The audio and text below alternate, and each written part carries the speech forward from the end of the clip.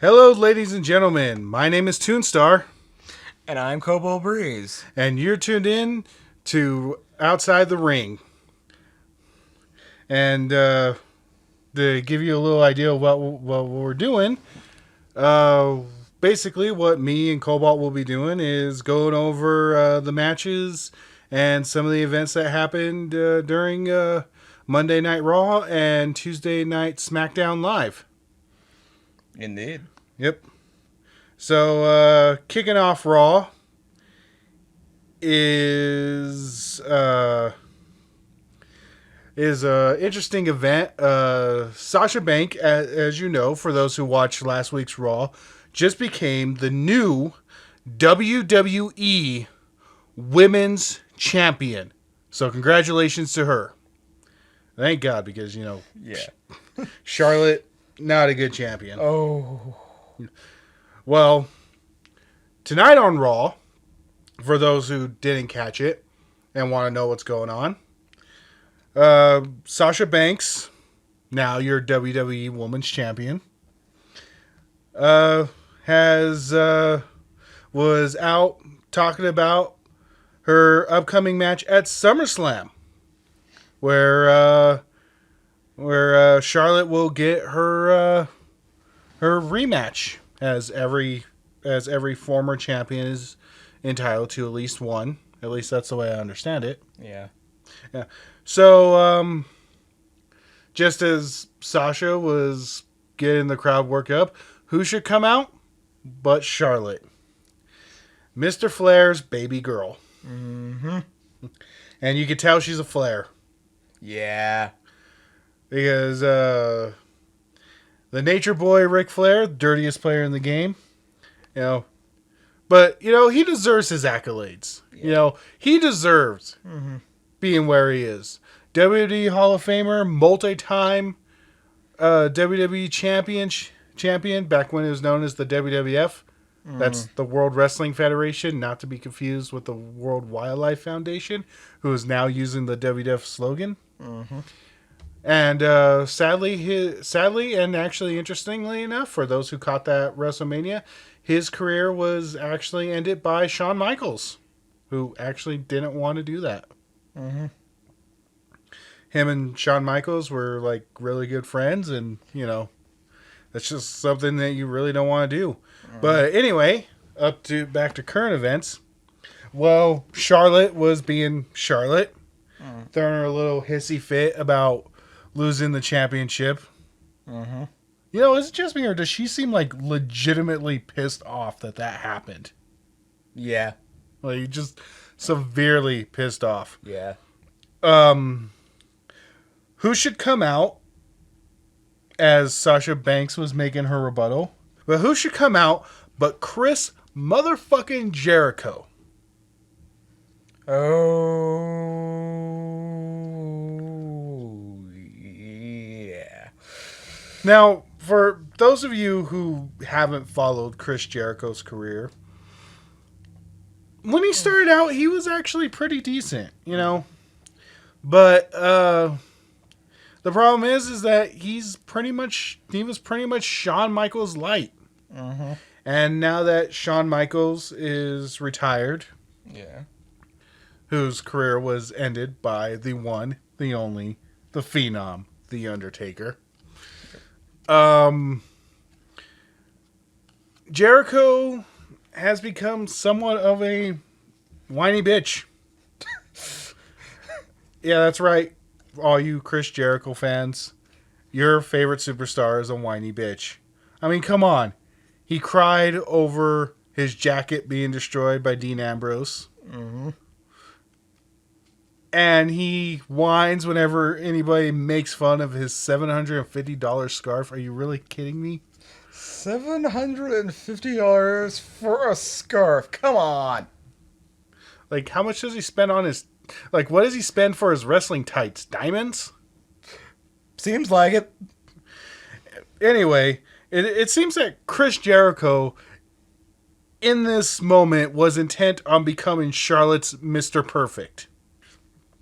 Which, for those of you who watched old school wrestling, would know who Mr. Perfect is. Oh. Always by Ric Flair's side, especially in his early careers matches. And anyway, but who should come to Sasha Banks' side but Enzo Amore? Who is a certified G and a bona fide thug. And you can't teach that. Anyway, after a few hilarious quips and apparently a budding on-stage romance between Enzo and Sasha, someone's ass is getting laid tonight. Oh, hell yeah. And you can't teach that. Anyway, who should come out but Mrs. Foley's baby boy? Mick Foley, general manager of Raw, who made the first ever mixed gender tag team match for the new era, because of course there have been previous eras. Yeah, with Sasha and Enzo taking on Charlotte and Jericho. Now, you may not know, so for those of you who don't know what the rules of this mixed gender tag team wrestling, even though it is a mixed gender, the opposite gender is not allowed to face each other. Which means, in this case, Enzo was not allowed to face Charlotte, and Jericho was not allowed to face Sasha. And so every time Enzo or Jericho tagged in Charlotte or Sasha, the other female competitor had to jump in. Which actually saves the day a lot in certain situations. Yeah. As for the match itself, despite, having a hilarious opening, and, it really didn't show off any of the prowess that Sasha showed during her win to get the WWE Women's Championship. And as for Enzo, well, he's actually a decent wrestler, but once again, it was kind of bland. And I mean, it was a good match, but you're facing Jericho, and when you're facing Jericho and Charlotte, I mean, how good of a match can it really be? And unfortunately, it didn't work out to Sasha and Enzo's advantage, because who should show up but Charlotte's little shadow? I keep forgetting her name. I don't know either. Starts with a B. For those of you in the comment section, you could help us out with that. Yeah. Sometimes we forget their names because, we don't care about them and they really don't do anything to impress us. But, she showed up, which distracted Sasha. But Sasha took her out. Then when she was about to get the 3 count, she released it to take out Jericho, which allowed Charlotte her chance to pin Sasha and win the match. And but Jericho got slapped. I'm happy with that. Jericho got owned by a girl, so I'm happy with that. Yep. So moving right along, we move on to the second match. Motherfucker.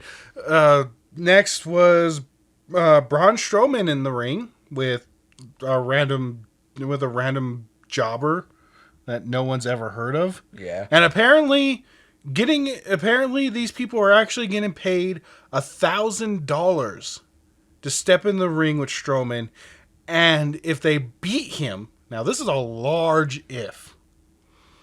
If they beat him, they get 5 G's. Now, $5,000 to rock as they please.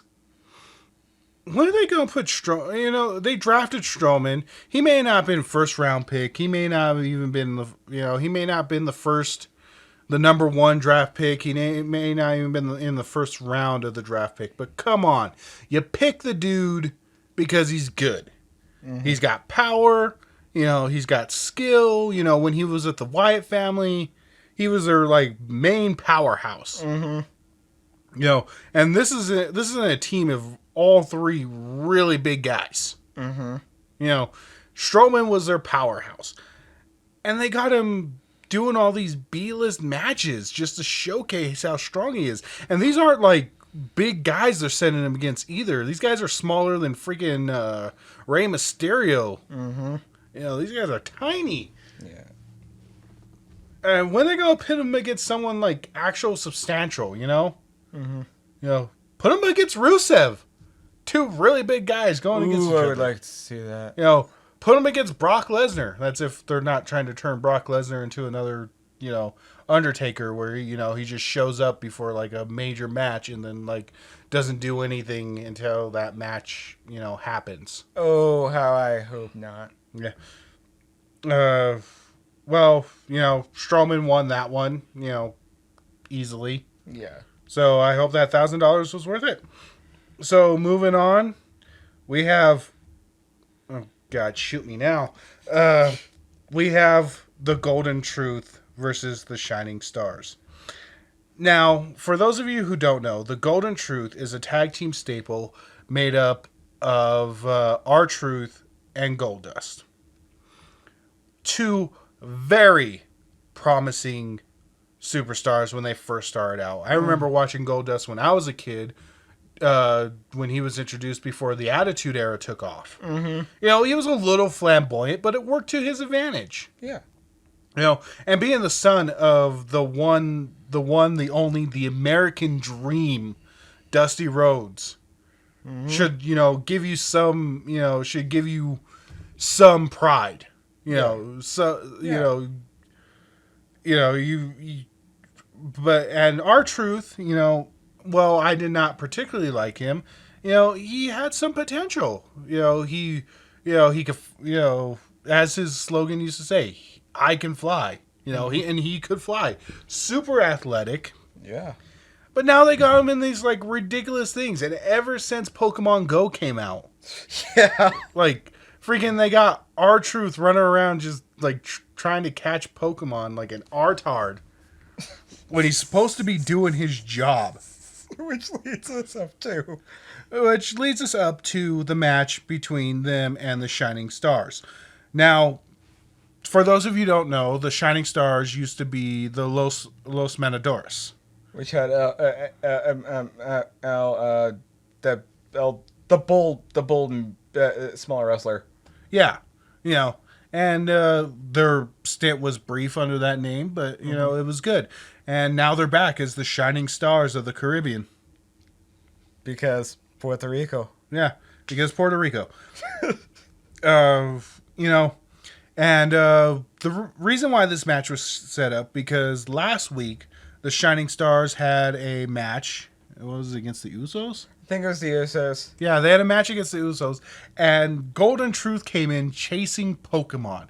Yeah. Like, they didn't really interfere in the match. They were just, like, chasing Pokemon in the middle of the freaking ring. It was so left wing. Yeah, which just, like, distracted them long enough for the Usos to grab the win. Yeah. So the Shining Stars were kind of a bit mad at that, and so they get this match going.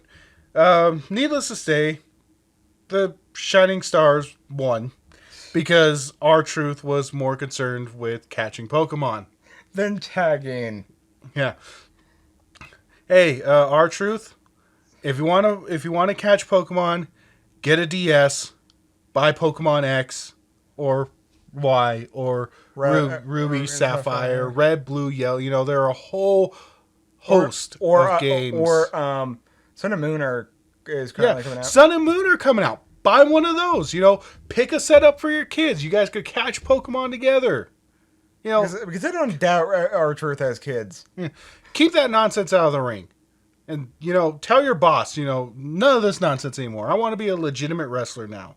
Yeah. You know, you guys are ridiculous. And, yeah. So, next on the fourth match is Mark Henry versus Rusev. So, the way this match came about was Foley and Stephanie Yes. were sitting there talking. And Mark Henry, who is the WWE ambassador for the Summer Olympic Games, they're being held in Rio. You know, somebody go and hug Jesus, please. He really wants one. Yeah. You know. But yeah, you know, Summer Games, Rio. I bet you Wednesday. A lot of people probably going to be tuning into that. Um, but yeah, Mark Henry has been pretty much brought onto Raw, according to Stephanie and Foley, to mentor the younger stars that are coming in. And Mark Henry wasn't having none of that. Nope. You know, No. he said, you know, proclaiming he's the world's strongest man, that the House of Pain has been, you know, rearranged and is ready to be viewed. So they set that up. And, you know, Rusev, who recently got married. Congratulations to you, Rusev, by the way. You know, I'm pretty sure you're a nice guy outside the ring, but honestly, I really don't like you inside the ring. You know. But, you know, Rusev faced off against Mark Henry, and, you know, it was actually kind of interesting to, you know, see Rusev be pitted against, you know, somebody who can match him in strength and stuff. Yeah. You know, because for a while, you know, Mark Henry was throwing Rusev around. And then, Rusev won through submission. Yep. But who should come out during Rusev's rant about how he's the greatest WWE USA champion, even though he's not really American? Yeah. Nothing against Bulgaria or anything. You guys are probably awesome over there. You know, Oktoberfest, yeah. Yeah. Yeah. Yeah.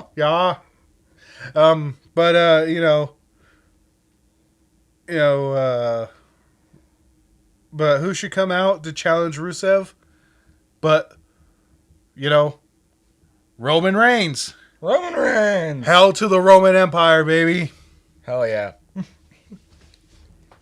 Not the good guy, not the bad guy, just the guy. Yep. And which I think that's, you know, Reigns versus Rusev. I think that's going to be getting to SummerSlam. Moving right along, we get to the fifth match. Here we see a match between the primetime players. Mr. Darren Young, who's trying to be great again, and Mr. Titus O'Neil. And the way this match came about is that Darren Young, with his new life coach, Bob Backlund. For those of you who don't know, Bob Backlund used to be a WWE superstar in his own right. Way back in the day. Then, you know, he started going a little off edge there. And, you know, for some strange reason, you know, Titus O'Neil decided to make him his life coach. Or Darren O'Young, sorry. Darren Young. Not Titus O'Neil. But who should come and call Titus or Darren Young? I keep wanting to say Titus O'Neil is the one, but who should call Darren Young out on his shit? But Titus O'Neil. And sometimes, you know, you need a friend to tell you, you know, you're being an artard. Yep. So Darren Young and Titus O'Neil face off against each other, you know, and Titus wins. So go Titus. You know, and, you know, I'm going to forget that you used the name of the worst Final Fantasy character in history. So, moving on to that, in the sixth match, we have Nia Jax versus Ariel Monroe. There's really nothing to say about that match. Kind of like Strowman, they're kind of like pin her up against, you know, because this woman's an Amazon. Yeah. Freaking beastly. Oh my god. Like, seriously, like, she's like China beastly. Oh my god. Yeah. And what they're doing is they're pitting her against these little tiny shrinking violet type B-list, not even B-list, or like D-list. Yeah. Like nobody even knows their name. I wonder if they get paid $1,000 for going against Nia Jax. But yeah, Nia Jax. I think I would. Dude, Nia Jax can wrestle me to the ground any day. But yeah, Jax won that one. Mm-hmm. To quote a very famous fighting game, Jax wins. So moving right along, seventh match, Gallows and Anderson versus the New Day. Now, the way this match came about was last week on Raw. New Day was celebrating essentially, I guess, not only the anniversary of their win, but also the fact that they are the longest running WWE World Tag Team Champions. Sorry for that, guys. Yeah, last week they were celebrating the fact that they were the longest running tag team champions to date, and Gallows and Anderson took exception to that. Mm-hmm. And so New Day and the club, I guess, from now on we're just going to refer to them as the club.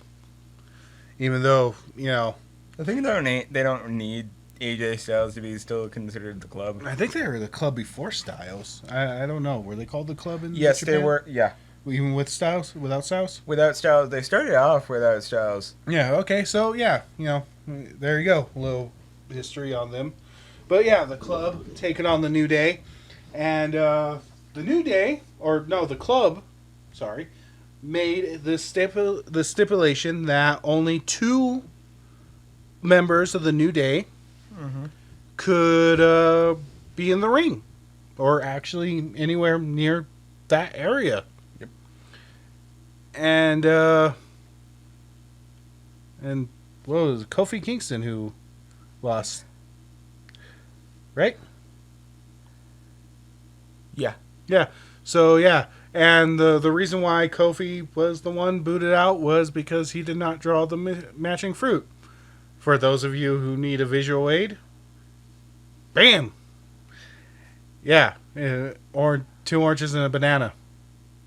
Yep. Yeah. Insert sexual innuendo here. But yeah, so Gallows and Anderson took on the New Day, and New Day wins. And the club took even more exception to that and beat the living crap out of the New Day, even with Kofi's return to the ring afterwards. And Big E's Big E's ball shot. Oh yeah, they racked Big E's nuts on the freaking post. There's a lot of things. There's a lot of things that you can do to a man, but you do not assault his oranges and banana. It just doesn't happen. Moving that image out of the mind. Whoop. Little sound effect thing there. Someday we'll be rich enough to afford sound effects that we won't have to do ourselves. Yeah. But until that day, you get our vocalized sound effects. Yep. We move on to the 8th match. Mind you that Raw is a 3-hour program, so they have like a ton of matches. Fortunately, we're coming down to the end. And in the 8th match, it was Cesaro and Sheamus. And the reason why this came about was apparently Cesaro was unhappy about the fact that he was drafted to Raw and not SmackDown. And honestly, I think I would have liked Cesaro better on SmackDown. But apparently his shoulder is in question as to whether he could really perform. And as for Sheamus, he was just being a whiny bitch. Last time I checked, I think it's just because Sheamus is currently a heel. Yeah, but he rocks that mighty mohawk. Oh hell, I love that mohawk. But yeah, Sheamus and Stephanie and Foley declared that Sheamus and Cesaro would compete against each other for the chance at a title match of their choosing, almost like their own personal Money in the Bank. Hmm. Uh, and with that, it was actually a pretty impressive match. Both superstars given what would you say, 96% of everything they had. 98. 98. 98. I'm gonna say a soft 98. Yeah. But both of them trading blows, showing off everything they got. And almost everything they got. And in the end, Cesaro won. So, yeah. And so that means means he'll have a future title shot somewhere down the line. And for the ninth match, if we can call it so. It really wasn't a match. Yeah. Heath Slater was on Raw bitching about how he didn't get drafted either, effectively making him a free agent. Yep. And who should he bring along but former three-man band member Jinder Mahal, who hasn't been seen in a WWE ring in quite some time. Yep. So as of course Heath Slater was bitching about how he didn't get drafted to either show, which last week he tried to do on SmackDown and got his ass handed to him by another free agent who's apparently going to be a SmackDown regular, maybe. Yep. I didn't catch who that was. That was Rhino. Was it? Oh yeah, it was Rhino. Well, welcome back, Rhino. Keep on charging. But yeah, Jinder in a brief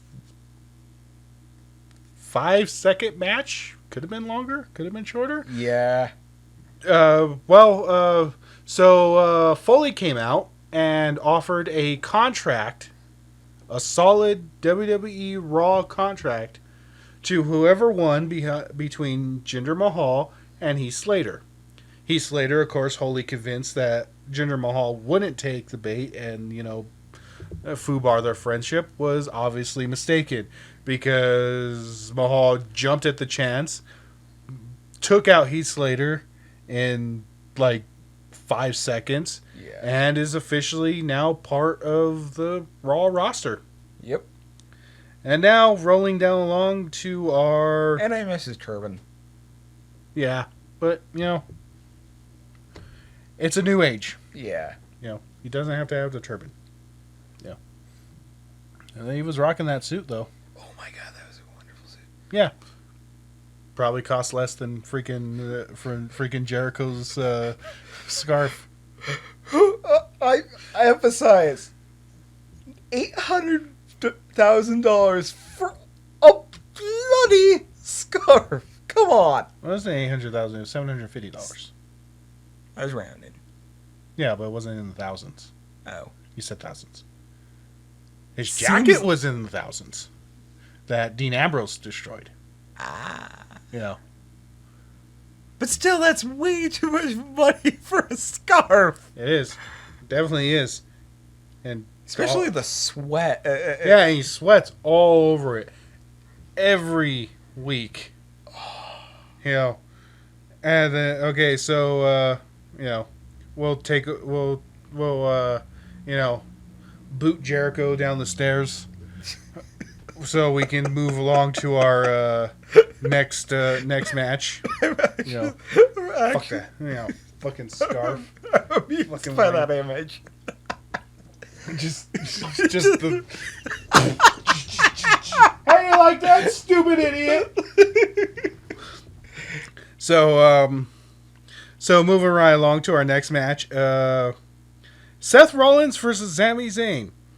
Now Cobalt, I don't know how you feel about these two in particular, but I love both of these guys. Mm-hmm. You know, Sami Zayn had one of the best matches at Battlegrounds. Oh my God, that was a wonderful match. You know, Rollins, you know, ever since when he became WWE champion, you know, he just rocked that belt. Oh yeah. You know, and you know, Ambrose, cashed in his money in the bank to take it from him, and then retain it for SmackDown. Mm-hmm. You know, but still, and Ambrose, you're one hell of a champion, and we'll get talking to you about you tomorrow Mm-hmm. for SmackDown Live episode 2. Yep. But right now, oh wait, That was the last match. we're talking about Seth Rollins, not Roman Reigns. Yeah. Well, forget everything I said because Seth Rollins can eat a dick. Sami Zayn, however, is, you know, just amazing. Yeah. You know, just athletic as all hell, and you know, can endure like severe beatdowns and keep going. You know, just like they said in the commentary, quit is not in this man's vocabulary. Nope. And everybody he goes up against, you know, gets the workout of their lives trying to take this guy down. Mm-hmm. And same was true with Seth Rollins. And you know, the unfortunate fact is Rollins wound up winning that match. Yeah. You know, I would have liked to see Zayn, you know, Me too. wipe the smirk. But basically, this was a match essentially for Rollins to prove a point that he made earlier in the night when him and one of the newest WWE superstars, Baron Corbin. Baron Corbin. Yeah. You know, in preparation for their match Mm-hmm. at SummerSlam, which Corbin, you know, legitimately won his shot at the new Universal Championship. Mm-hmm. You know, now that, you know, the WWE Championship is over in the Ambrose Asylum on SmackDown Live. Mm-hmm. You know, but yeah, Corbin said that basically Rollins got this title shot handed to him. Mm-hmm. And it kind of hard to disagree. You know, okay, so Rollins has an okay-ish record in the WWE. You know, he was a former member of the Shield, you know, but, you know, he backstabbed them. Yeah. You know, he never actually truly lost the championship. You know, he had to vacate it due to injury. Yeah. So, you know, there was that. And then Reigns had it. Yeah. Roman Empire forever, baby. And then, you know, Ambrose now has it, you know. So all 3 members of the Shield have held that title. Yep. You know. But, you know, this title shot was basically handed to him because, you know, because apparently Triple H doesn't realize that that Stephanie's getting a little Seth on the side. Yeah. We're probably going to get sued for that one. But anyway, Sami Zayn put up one hell of a fight, but unfortunately Rollins was, you know, the winner. Mm-hmm. You know, and he told Corbin that he would beat Zayn to prove that, you know, he deserved that title shot more than anybody. Mm-hmm. You know, because there aren't hundreds of better superstars on Raw. Like Kane. Oh yeah, Kane. You know, we didn't get to see Kane this week. We didn't get to see Kane now. Yeah. Kind of suck. Of course, we didn't get to see a lot of the draft picks in the last 2 weeks. Yeah. Yeah. But they got to give everybody their fair shot, and of course, the superstars that they're getting ready for SummerSlam with, have to take priority. Mm-hmm. So rounding out our night, of course, was the announcement of the return of, the Beast, The Beast. the ninth mayor of Suplex City, Brock Lesnar. Mm-hmm. And of course, always at Brock Lesnar's side is Paul Heyman. Because apparently Brock Lesnar has taken one too many shots to the freaking skull and forgot how to speak for himself. Yeah. So Paul Heyman has to do all his talking. And One giant hype man. yeah, and Paul Heyman is kind of like Penn of Penn and Teller. He's kind of like Penn's, disabled cousin that no one wants to talk about. Yeah. Oh, give it, let's go get let's give Heyman a job working for the WWE. He talks as much as you, son. You know he does. Yeah. Yeah, but he's kind of, we don't talk about it. Yeah. But no, so basically the last 5 minutes of Raw was filled with Heyman running his mouth. Yep. Which of course, when Heyman came to the subject of Randy Orton, the Apex Predator, the Viper, the Legend Killer, and now I'm just being a hype man for him. And Viper Man took RKO out of nowhere? Yeah, took an Viper Man, gave Brock Lesnar an RKO out of nowhere. Took him to Viperville, and that upset it everybody.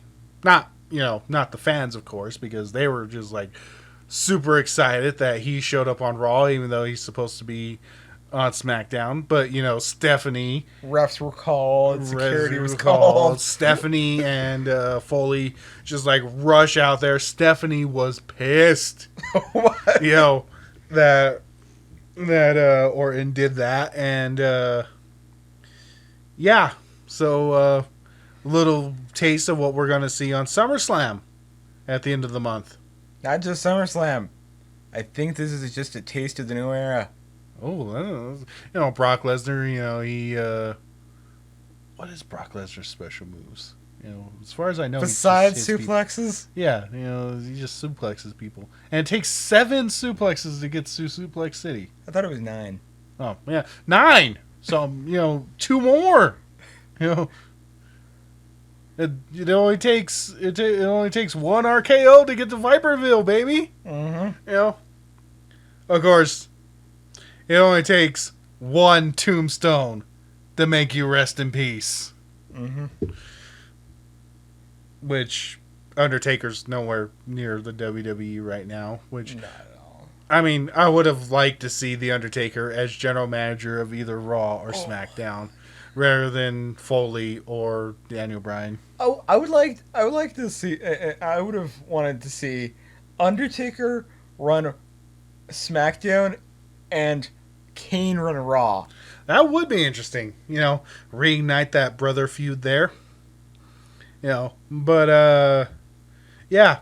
So Brock Lesnar. So that's what comeuppance look like. If you want to watch, if you want to see the last few minutes of Raw, that's what comeuppance look like, and that's what you get when you have someone else, run their mouth for you. Yep. And so rounding up our coverage of Raw, we have 2 other things to talk about. The first is this little counter you see in the corner, and what that is basically the WWE Network pitch counter.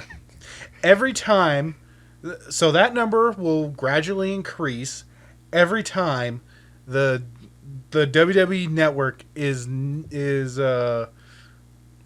basically plugged or pitched during the show, not counting commercials.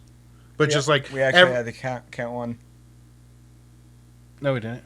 The Scooby-Doo thing. That wasn't counted as part of the network. Okay. That's the second thing we're going to talk about, because Scooby-Doo, because it's the second movie they've done. Because nobody can just leave our childhoods alone. Scooby-Doo and the WWE are teaming up once again, and God forbid they got a facsimile of the Undertaker role in this. Mark Calloway, please tell me that you're not doing the voice of your character in that. That would just break our tiny little fan hearts. Like, seriously. The most ridiculous thing I have ever seen on the first crossover movie was Cena punching a boulder. That is ridiculous. I mean, John Cena, man, we love you. We love you, man. You're really great. We're so happy you're on SmackDown. SmackDown really needs that star power, and you can bring that. But seriously, dude, I know it's fictional. I know it's a cartoon, but seriously, dude, a boulder. It's up there with Chris Redfield in Resident Evil 5 punching a boulder. Did he do that? Yes!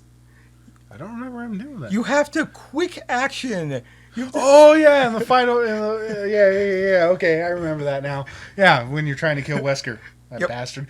But, yeah. But no, yeah, it's like freaking... But, yeah. And now they got... And this one doesn't even have anything to do with wrestling. It has to do with a freaking car race. Yep. They're basically just taking wacky racers and sticking, wrestling superstars in it. Yeah. Look up Wacky Racers, all you kids. Trust me. Trust me. As soon as you see Wacky Racers, you'll know what I'm talking about. Mm-hmm. But yeah, like I said, because they can't just leave our childhoods be. Yep. They got to keep creating more ridiculous shenanigan stuff. Flintstones. Yeah. It's just like, But yeah, Surf's Up 2. Yeah, there's like all kinds of ridiculous stuff, I thought it was, of course, I was surprised when I discovered how the Undertaker joined the WWE in the first place. Take you back to the 1990s. A little movie starring Hulk Hogan and Christopher Lloyd came out called Suburban Commando. Was frozen today. Basically, the story of the movie is that, Hulk Hogan plays this intergalactic, soldier who is running from this evil overlord and crashes on Earth and becomes a tenant of Christopher Lloyd, who's just like this mild-mannered but really uptight businessman. And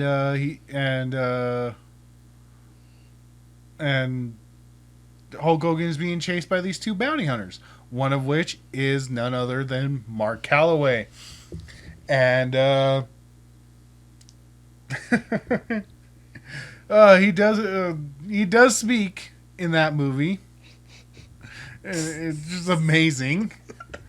I'm not sure if I can ever do it justice, but it goes a little something like this. We're gonna get you, Ramsey.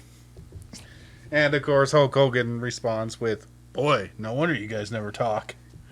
And, of course, through that, Hulk Hogan discovers Mark Calloway, who had done some minor wrestling beforehand. Mm-hmm. And then was drafted into the WWE shortly before Hulk Hogan left to join the WCW. Wrestling. And, yeah. So, and that was that was another brief moment in WWE history. Mm-hmm. So, yeah, I guess that pretty much wraps up our show tonight, doesn't it? Mm-hmm. Unless you got something we want to talk about. Nah. No? Think we covered everything? We covered everything. Okay. Good. So for Outside the Ring, I'm Toonstar. And I'm Cobalt Breeze. And you can't teach that. Good night, everybody.